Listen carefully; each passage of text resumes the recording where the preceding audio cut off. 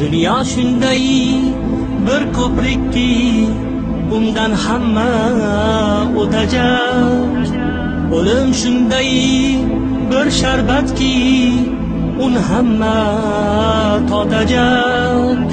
Kafan shunday bir liboski, un hamma kiyajak. Qabr shunday bir makonki, unga hamma kirajak. Qabr shunday bir makonki, unga hamma kirajak. Mahshar shunday bir maydonki, hamma hisob berajak. Do'zax shunday bir azobki, beayov kuydirajak. Jannat shunday bir manzilki, ahli iymon kirajak.